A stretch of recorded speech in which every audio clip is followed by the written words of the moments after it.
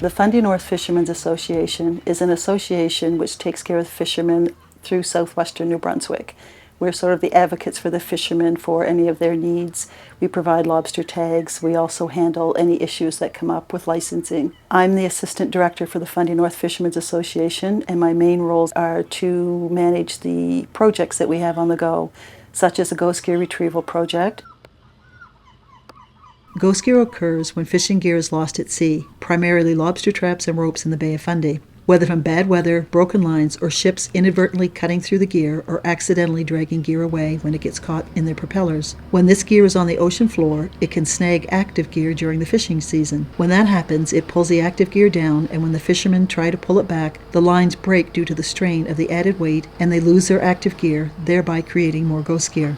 As the ghost gear collects more and more gear, with the tides and currents depending on where it is, it can create a tumbleweed effect, which means the gear starts rolling around on the bottom with the currents and catching more and more gear as it goes, thereby creating huge snarls of gear. The term ghost gear is applied because when this gear is on the ocean floor, it continues to fish, but unfortunately no one can tend the gear to get the marine life out. Lobsters and other marine life go into the traps but can't get out again, thus becoming bait for others to do the same. This can continue indefinitely for many years unless the traps are found and recovered through ghost gear retrieval. The lost ropes present a serious hazard as well, as they can entangle marine life, causing serious injury or eventually death if the marine life can't break free. This is especially concerning in our area because of the endangered North American right whale, which frequents our waters. No fisherman wants to see any marine life harmed or killed because of ghost gear.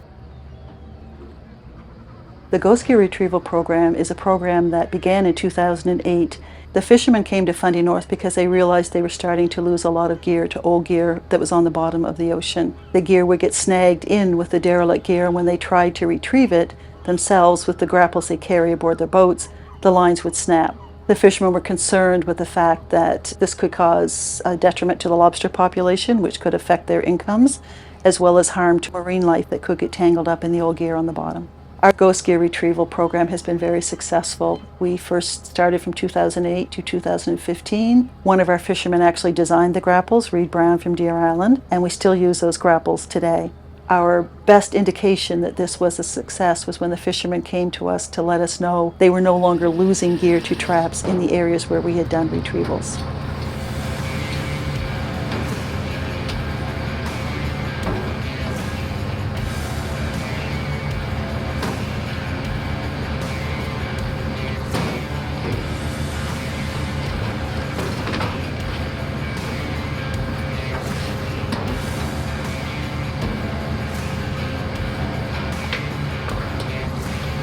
We've begun another Ghost Gear program effective in 2020.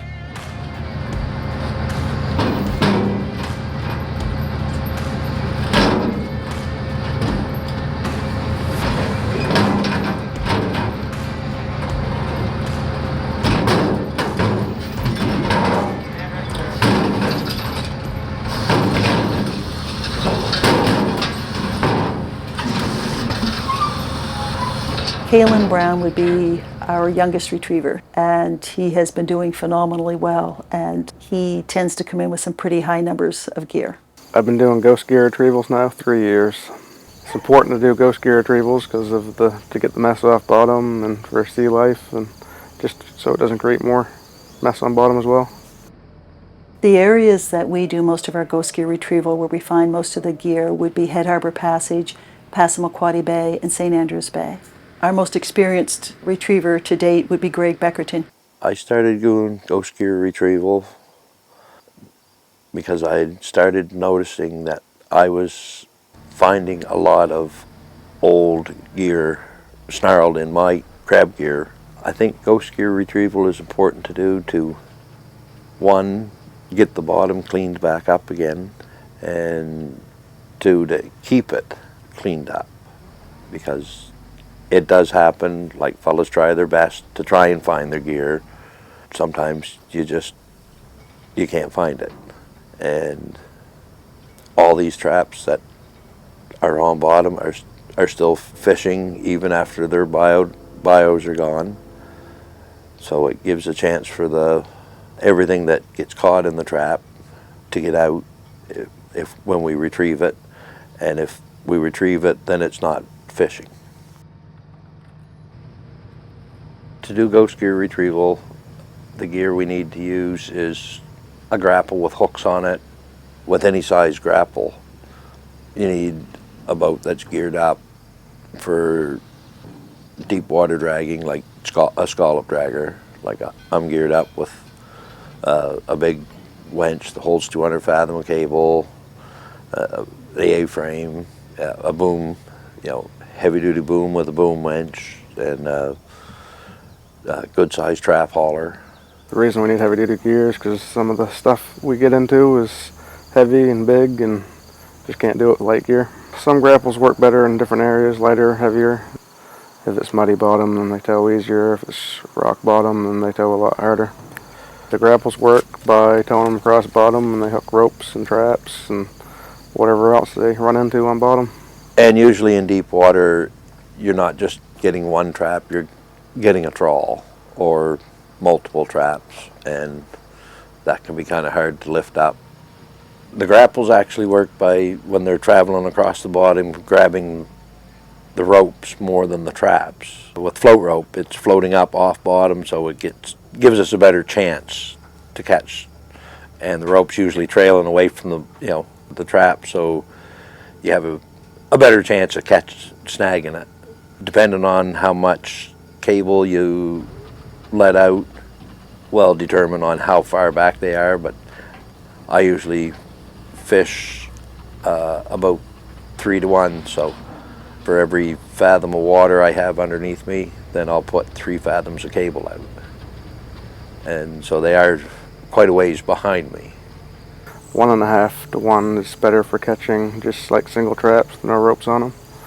That was just pure luck. One day we had 1.5 to 1. We went some deeper water, and I just kept it going, and we pulled it back and had a single trap. And I tried it again, and another tow, and we had the same thing, but I figure it's because the bar is up off bottom further, and it's just the grapples going.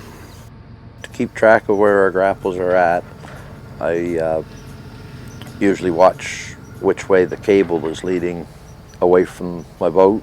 Like if it's off to my port side, then I know that my grapples are on the port side of the boat more than they are in the middle, or vice versa. I can usually tell when something gets on the grapples when I have to start using more power to maintain my speed. The boat slows down, might come to a halt if we got a big bunch, or it might just slow down just a hair if there's only a trap or 2 on it.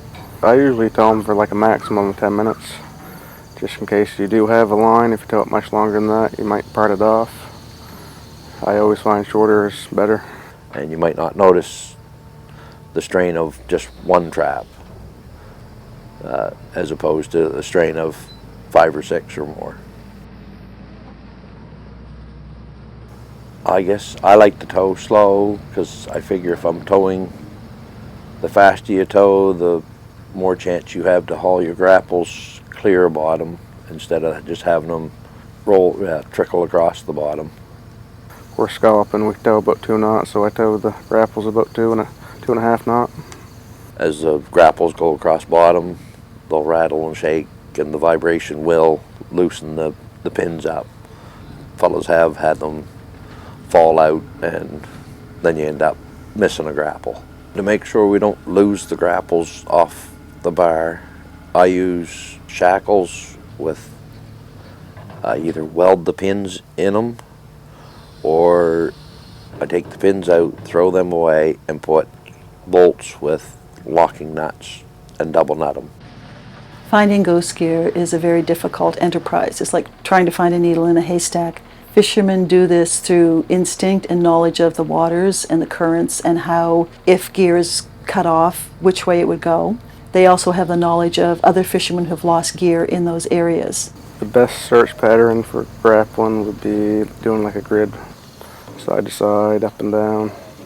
You can cover more ground, more area. If it's shallow water, then the drags are probably right underneath you, but if there's deeper water and you run out more cable, it might be behind you a little ways further. I'll tow a straight line, and then I'll just set either one side of the line or the other, and travel the the same toe, but just, a little off to the side of it, and then just keep working my way one way, and then I'll go, and where my first toe was, I'll just go just the other side of that and work my way, do the same thing on the other side of it. And if after, a bunch of toes I haven't seen anything, then I'll move to somewhere else to try and find something before the day's over. In order to do ghost gear retrievals of the type that we do in deep water with heavy currents and the rugged grapples, you need to be an experienced fisherman who knows what to do on the water. This can be very dangerous because of the tides and the currents. In addition, high winds and rough water can cause the boat to rock in the waves, and the grapples can swing back and forth erratically. The fishermen have to be careful that they don't get their feet caught in the ropes, because if the line snaps with a snarl of traps and rope on the grapples, then that snarl is going back overboard, and the fisherman is going with it. It's crucial to have knives handy in all locations to be able to try and cut the lines free should something happen. One of the dangers of doing retrievals would be, well, if you're in a big snarl, got trawls or anything, it's that there's a lot of strain on stuff. And if there's rope on deck and it lets go, and anybody gets snarled up in it and goes overboard, there's no buoy or anything on it to get anybody back, like there would be in regular season, where there'd be a balloon or buoy on it. I always try to make sure that any extra rope that we have that we've pulled aboard, we usually try to cut clear and keep an eye on everybody. That way that if it does let go and goes overboard, the big pile of rope that we're standing on, we don't get tangled up in it. When you're out in the current or the tides are a little rough, the boat's rocking, those grapples rock back and forth quite heavily. The bars themselves of the grapples we use are over 300 pounds of solid steel. There's usually 3 grapples on each bar, and each of those grapples are 150 pounds plus of solid steel. If that hit a fisherman, it could cause serious injury or knock them overboard. When the fishermen are out doing retrievals in areas that are considered more dangerous, or that they may need assistance if they get large snarls of gear, they tend to go with more than one boat for the safety factor. This came into advantage one day when Greg Beckerton was out doing retrievals and his hydraulic hose let go. Another fisherman was nearby, Darren Brown, who had hoses and managed to go to his assistance to give him hoses and clamps to get Greg on his way again. To figure out what a good day to go is, weather for one thing. With rough weather, the more your boat's rolling around, the harder it is to get your grapples to 10 bottom, because the grapples are independent of each other and they're hard to work around when they get swinging around. When it's slatty out, you get the grapples up in the air and they're slatting back and forth, and it's dangerous. Tide is the biggest thing. If you know you're having the full tides, then your chances of getting anything are a lot lower. The best time of tide to do retrievals would be when the tide is slack or not running as hard. Like when the tide's running the hardest, it seems to be harder to actually grapple. The depth of water I've worked anywhere from 5 fathoms to 55. To locate gear in a specific location, if we're in an area and the tide's running like north to south, for example, we'll try to tow across the tide from east to west, because the way the gear, people run out the gear, they'll run it with the tide. So if we tow across the tide, there's a better chance of catching the rope. Usually if we're caught on bottom, if I can't get it up one direction, I let the cable go and I swing back around on it and try towing it on tow it the opposite direction I was towing. See if it will break clear, and 9 times out of 10 it usually does. Once the retrieval day is done and the boat comes back to the wharf after 8 to 10 hours of retrieval work on the water, the gear has to be hoisted out onto the wharf, loaded onto trailers, and traps which are not reusable are taken to be recycled and turned into other metal products. Traps that are reusable and have tags on them that can identify the owners are returned to the owners. Doing this work can easily turn an 8 to 10 hour day into a 14 to 16 hour day, which again shows the dedication of the fishermen who volunteer to do ghost gear retrieval work.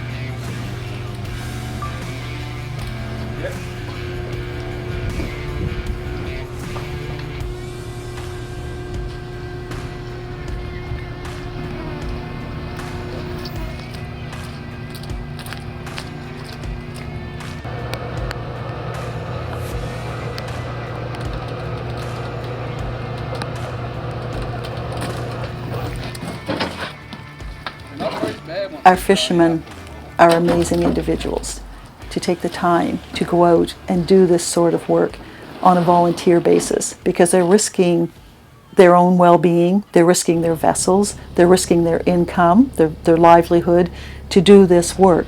But it means so much to them in order to be able to protect the environment and as well their way of life. And we, as Fundy North and any other association who does ghost gear retrievals, could not do the work that we do without these fishermen behind us volunteering to help.